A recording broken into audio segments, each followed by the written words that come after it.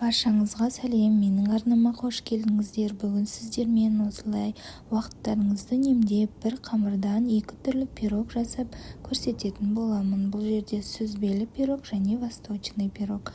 Алдымен қамырымызға қажетті заттарды дайындаймыз. Ұн, қант, жұмыртқа, қопсытқыш, сары май.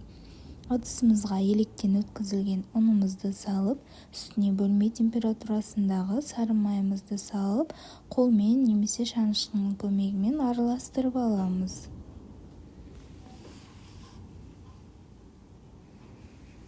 Ары қарай үстіне қопсытқыш, қант және жұмыртқамызды салып, жұмсақ қамыр илейміз. Барлық қажетті заттар төменде описанияда жазылған.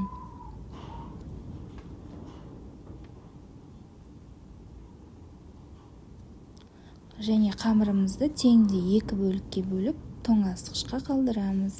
Және бірінші пирогымыздың салмасын дайындаймыз. Ол үшін бізге сүзбе, кез келген майлықта қаймақ, 2 жұмыртқа, қант және 2 ас қасық ұн қажет болады. Барлығын блендердің көмегімен немесе миксермен араластырамыз.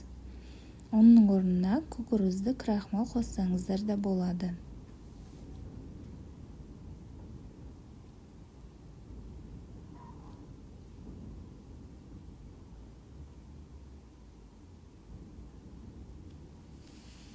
Сонымен біздің салмамыз дайын болды.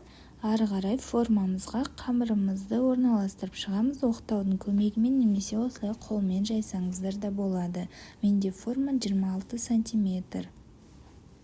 Салмамызды салып, тегістеп, қамырымыздың шет жақтарын шанышқымен дүзулеп шығамыз. Және қызып тұрған пеште 180 градуста 40-45 минут пісіріп аламыз.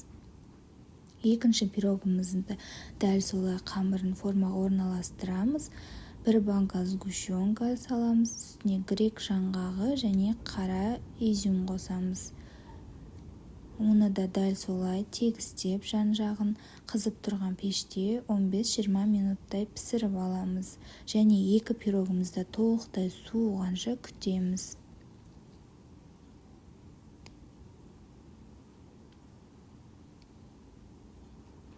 Толықтай суыған пирогтарымызды ары қарай кесіп, дастарханға қоя берсеңіздер болады. Дәмі тіл үйіретін осындай жұмсақ пирогты жасап көріңіздер. Видеом ұнаса каналыма тіркеліп, лайк басып, пікір қалдыруды ұмытпаңыздар. Келесі кездескенше сау болыңыздар.